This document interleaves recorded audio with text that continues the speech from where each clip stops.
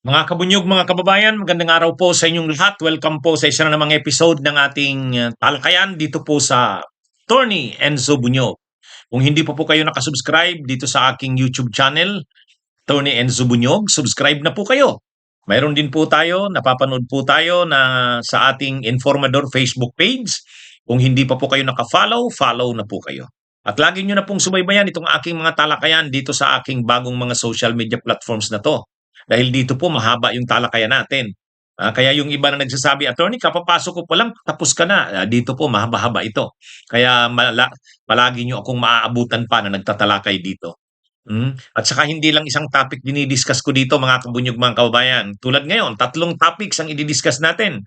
Kaya lagi nyo na pong subaybayan ito, mga kabunyog, dito po sa Attorney Enzo Bunyog YouTube channel at sa Informador Facebook page. O, simulan na natin.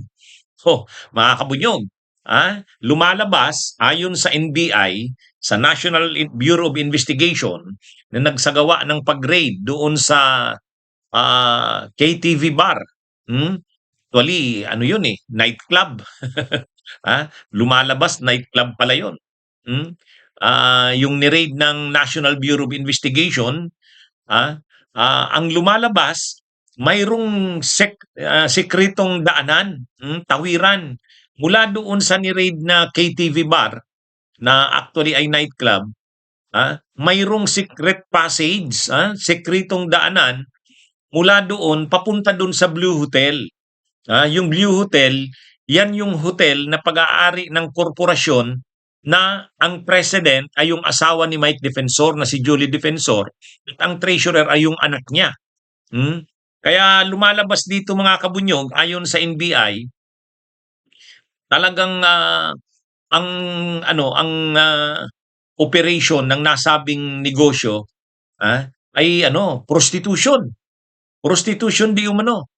Kasi yung Chicago KTV bar ay actually prostitution. Front lang. Kumbaga front lang yung pamprontera lang, yung kunwari KTV bar. Pero kapag nagkakasundo na yung customer at yung yung inaalok na babae sa nasabing KTV bar, mayroong secret passage na dinadaanan papunta doon sa hotel. Yung hotel na yon, pag-aari ng corporation na ang president ay yung asawa ni Mike Defensor, si Julie Defensor, at ang treasurer yung anak ni Mike Defensor. Kaya sabi ng NBI, ano to? Isang ingranding scheme daw 'yon. Magkaka-connect daw 'yon, yung hotel at saka yung KTV bar, at lahat ng ito ay bahagi ng isang prostitution scheme, isang eskema ng prostitution. Kapag may customer na doon sa KTV bar na nakakasundo na yung babae, ang bayad niya ay mga 10,000 to 20,000, pag nagkasundo na, tinatawid na, dumadaan na doon sa secret passage, papunta doon sa kabila, doon sa hotel, na pag-aari nga ng corporation. At ang corporation na yon ay ang president ay si Julie Defensor.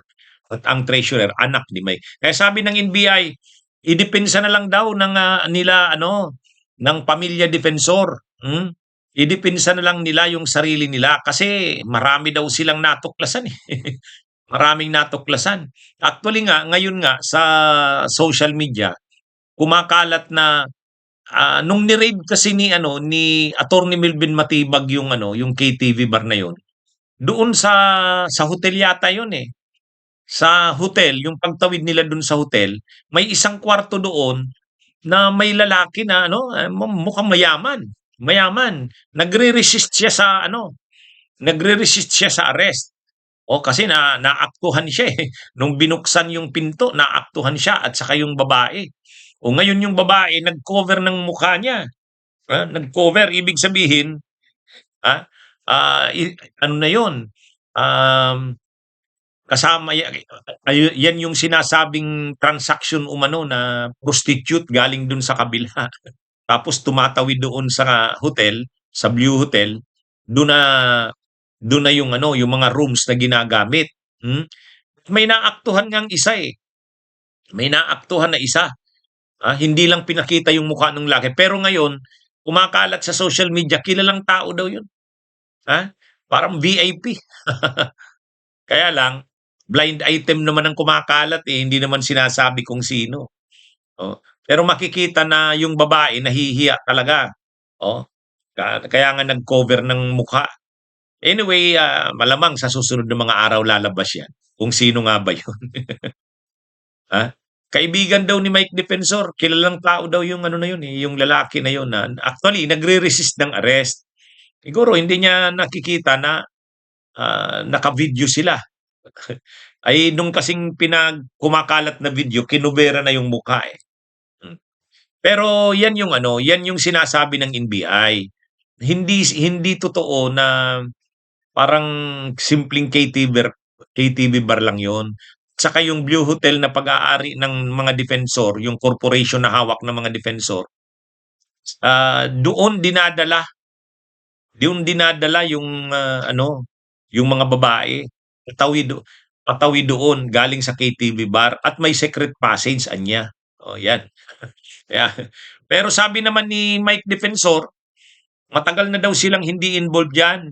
2019 pa niya, hindi na sila involved diyan sa operation na 'yan, kahit nung hotel daw.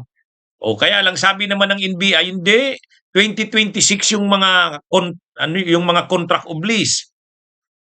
Nakapirma pa yung asawa ni Mike Defensor. Tapos yung mga business permits daw 2026 din. Ang nakapangalan din daw doon yung asawa na naman ni Mike Defensor. Kaya hindi daw totoo na yung sinasabi na walang ano, hindi na involved. Kumbaga tigil na yung sila Mike Defensor sa negosyo na yon. Anyway, sabi nga ni Attorney Melvin Matibag, sagutin na lang ng kampo ni Mike Defensor, ng kanyang asawa, ng kanyang anak, yung pagkaka-involve nila. Kung anong depensa nila, di gamitin na lang nila. Kaya lang syempre, nagka-cry ng foul, nagsisigaw ng foul si Mike Defensor at saka yung mga DDS. Nasabi nila, panggigipit daw sa oposisyon, pamumulitika, political harassment. Sabi naman ni Attorney Melvin Matibag, hindi yan political harassment. Talagang trabaho nila yan. Eh ngayon, kung nahuli ngayon yung negosyo na yan ni Mike Defensor, hindi niya yung problema. Kay Mike Defensor daw yan ang problema. Bahala siya magdepensa. Anyway, abangan natin mga kabunyog ang susunod na mangyayari dito. Ito, kinundi na ng Office of the Ombudsman o ni Ombudsman Boyeng Rimulya mismo yung kumakalat na yung pag-leak, nag-leak. Ano kasi, lumabas yung pangalan ng panel of investigators eh. Pangalan, talagang kumpleto, may perma pa sa ibabaw. Kumakalat sa social media. Ako nga, nakita ko yun, pero ayaw kong gamitin sa live. Ayaw kong gamitin sa vlog ko yun. Kasi nakita ko na nga, sabi ko, delikado naman to. Talagang, hindi, lumabas talaga kasi yung pangalan ng mga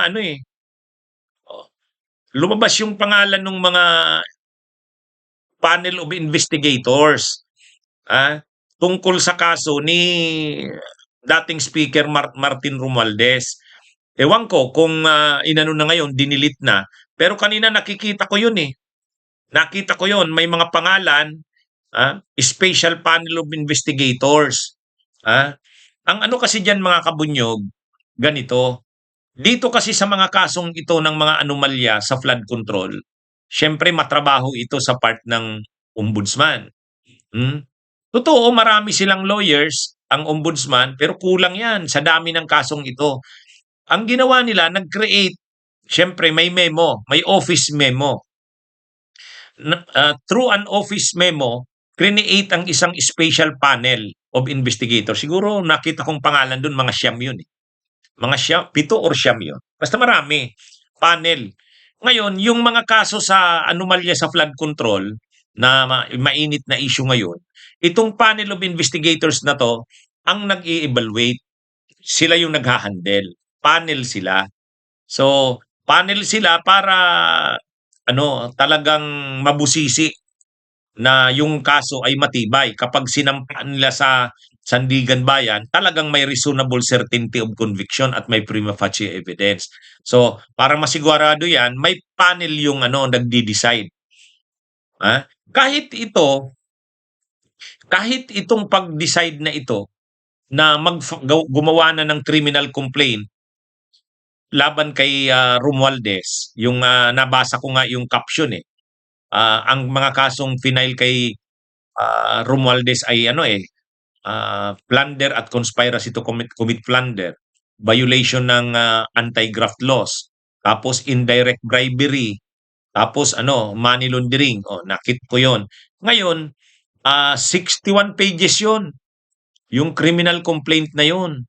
Ah, sa likod nun, yung mga nakapirma, yung mga panel of investigators. Oh, itong panel of investigators ang nag-recommend na isailalim na sa preliminary investigation si Romualdez. Actually, ang mga nirekomenda rin doon na kasuhan doon sa plunder conspiracy to commit plunder, si Saldico at saka si Romualdez. Sa indirect bribery, si Romualdez. Pagdating doon sa money laundering, si Romualdez at saka yung best friend niya, yung brad niya na business partner, yung attorney Raulito Paras. Ang nag-recommend ng ganyan kung sinong kakasuhan, anong ikakaso, yung tinatawag ngang Special Panel of Investigators. So itong Special Panel of Investigators na ito, special ito kasi binuo lang talaga para diyan sa purpose na yan. Diyan sa mga kaso na yan sa anomalya sa flood control. Kaya lang sikreto siyempre yan. Una yung security rin nila. Kasi ang kalaban nila mga tao ng gobyerno, matataas na opisyal, baka pag-initan sila. Pangalawa, hindi lang 'yon. Baka gapangin sila na kausapin, suhulan, takutin, o kaya kumbaga delikado rin sa part ng panel of investigators na 'yan. Kumbaga hindi dapat mag-leak 'yan, hindi dapat lumabas 'yan. Ang problema lumabas yung pangalan ng special panel of investigators na 'yan na nag-recommend ng filing kay Romualdez, lumabas, kumalat sa social media. Kaya ngayon, ang sabi ng ombudsman, pinag-iisipan nilang kasuhan yung mga nagkalat niyan. Pero nang nabasa ko kasi yung pagkalat, ang ang context bakit ikinalat yun ganito. Ombudsman Buying, itong panel of investigators, bakit ninyo kinasuhan si dating Speaker Martin Romualdez na ang mga testigo ninyong ginamit ay si Gutesa at yung 18 ex-Marines, pati si Saldico. Ano namang klase yan? Oh. Eh di ba ikaw din, anya Ombudsman Boying Rimulya, nung Secretary of Justice ka pa, ikaw yung nagsabi na kailangan may reasonable certainty of conviction. Paano mangyayaring may reasonable certainty of conviction? Si Gutesa, ni hindi nga nagpapakita. Si Saldico na hindi naman, wala namang sinumpaang salaysay. So ano ang reasonable certainty of conviction diyan? Kaya kini-question nung nag-post or nagkalat nun, itong panel of investigators anyang ito. Pag-isipan nyo ang ginawa nyo, mali. Kaya pinost yung mga pangalan. Yan yung context nun. Kaya sa tingin ko, ano ito, ang mali lang talaga doon, bakit pinost? Pero yung pag-question ng desisyon ni Ombudsman Boying Rimulya, bakit ginamit si Gutesa samantalang hindi naman nagpapakita? Bakit ginamit yung ex-Marines? At saka si Saldico. Si Saldico, wala namang sinumpaang salaysay, video lang. Ano yon? Valid. Valid yung mga question na yon sa office ng Ombudsman. Kaya lang, ang problema lang, pinost nga yung mga pangalan ng panel of investigators para i-criticize ito kasi sila yung nag-recommend ng filing eh. So parang kini-criticize yung panel of investigators. Ano ba kayo? Bakit ninyo to ginawa? O yun. Kaya lang pinost yung pangalan eh. Yun yung problema doon. Yun yung problema doon. Anyway, siguro anuhin na lang ni Ombudsman Buying yan. Ipatawag yung mga nag-post niyan o nagkalat niyan tapos mag-apologize na lang. Kasi ang nakikita ko hindi naman talaga intensyon ng mga nag-post na yon na ilagay sa alanganin yung mga ano, hindi nila naisip siguro yun eh. Kaya nga ako hindi ko shinare yun eh. At saka hindi ko rin ginamit sa vlog ko. Kasi nga pangalan ng mga tao yun eh. Delikado nga naman. Oh, anyway, ito mga kabunyog.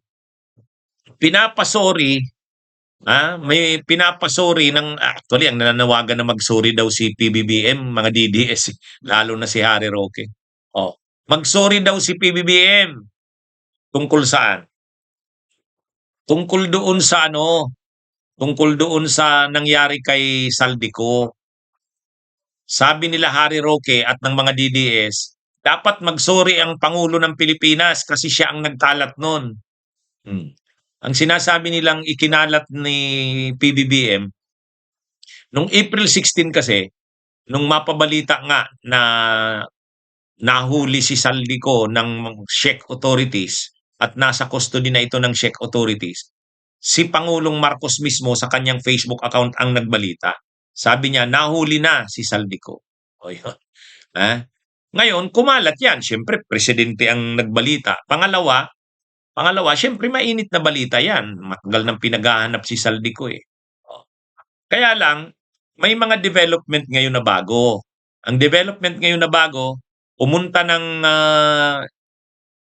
Prague sa Czech Republic, mayroon tayong high level na na team na pinadala doon sa pangungunan ni Acting Secretary Frederick Vida ng Department of Justice, yung State Counsel na si Daniel, anong apelyido ni Daniel? Pasensya na, hindi ko na saka yung mga Office sa Transnational Crimes. Pumunta sila doon para makiusap sa counterpart sa Czech authorities. Kaya lang hindi pa naman nag-uusap, bukas pa. Ngayon, lumalabas parang wala na si Saldico doon. Hindi naman sinasabi kung nasaan. Pwede ring hawak ng Czech authorities pero wala pang detalye. Ngayon parang lumalabas, kinakantsawan ngayon nila Harry Roque, kinakantsawan ng mga DDS si Pangulong Marcos na ikaw nag-fake news ka. Magsorry ka sa sambayan ng Pilipino kasi ikaw yung nagkalat niyan. Pinapasuri nila ang Pangulo. Kaya lang sa totoo lang, bakit naman magsusuri? Bakit naman magsusuri? Hanggang kanina lang, 15 minutes ago, napanood ko yung pinakahuling kumbaga press con, pagharap sa media ni Acting Secretary Frederick Vida ng DOJ nandun sa Prague. Ang tinanong siya point blank ng media, okay, ang tanong po namin Secretary, talaga po bang na-hold ng Czech authorities si Saldico? Sabi niya, yes. Yes, ano yun, talagang na-hold siya ng Czech authorities. Kaya lang ang tanong, arrested ba o hindi? Ang sabi ni DOJ Secretary Vida, sa technical term ng Czech authorities, hindi siya arrested. Kaya irespeto natin yan. Kasi, kumbaga, ang technical term kasi sa Czech Republic na arrest, ibig sabihin may warrant, inaresto. Sa totoo, hindi ganun ang nangyari kasi wala namang warrant of arrest eh.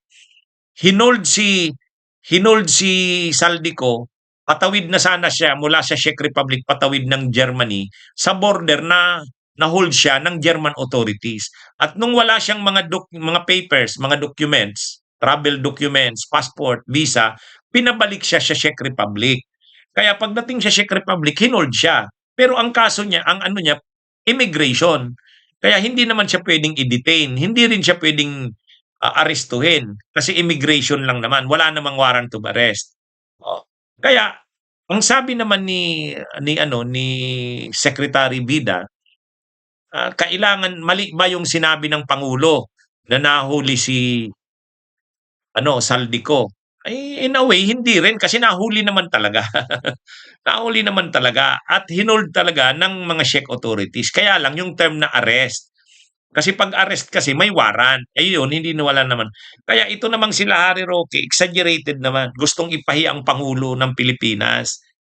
Gusto nila mag-sorry. Ano naman ang isusorry? Totoo naman talagang na-hold ng Czech authorities. Ganun naman yung ginamit na term nahuli. At saka, ang magsusori ka kung mali. Hindi naman pala totoong hindi hanggang ngayon pala hindi malaman kung nasaan si Saldico, hindi naman pala totoong na-hold ng Czech authorities. Yun ang mahirap. Kung nagsabi ka na na-hold ng Czech authorities or nasa custody ng Czech authorities, wala naman pala. Hindi, kinonfirm na talagang na-hold at saka hinawakan ng Czech authorities. Kaya lang, dahil wala namang kaso sa kanila, wala namang warrant of arrest, wala namang kasing Interpol Red Notice, pinalaya na ngayon. O ngayon, hindi na alam kung nasaan. Pero malalaman daw bukas kasi tatanungin yung Czech authorities bukas nakaharap ng team ng Pilipinas kung ano talaga ang status at nasaan na. O, yan, malalaman natin bukas yan. Anyway, ang gusto lang naman itong mga DDS, yung Lahari Roque, ipahiya ang Pangulo ng Pilipinas. Pero wala namang mali doon sa sinabi. Hindi naman fake news yun. Tsaka ano, siyempre sa ano, sa sobrang tuwa ng Pangulo ng Pilipinas na nahuli si Saldico, binalita niya, siyang nagbalita. Kaya lang sketchy kasi yung reports talaga ng mga araw na yan. Kahit ng sumunod na araw, matipid kasi sa impormasyon ang Czech authorities eh. Grabe yung pag-ano nila sa privacy. Hmm? Kasi hindi naman kasi wanted ng Interpol, wala pa namang Interpol Red Notice eh, immigration lang eh. Anyway, sabi naman ng ano ni Secretary Bida, talaga namang na-hold. Kaya hindi hindi naman tama na sabihing fake news ang Pangulo ng Pilipinas. Hindi na. Anyway, mga DDS lang naman nagsasabi niyan. Hayaan na natin yan. Okay, so mga kabunyog mga kababayan, magandang araw sa inyong lahat. Mabuhay po tayo.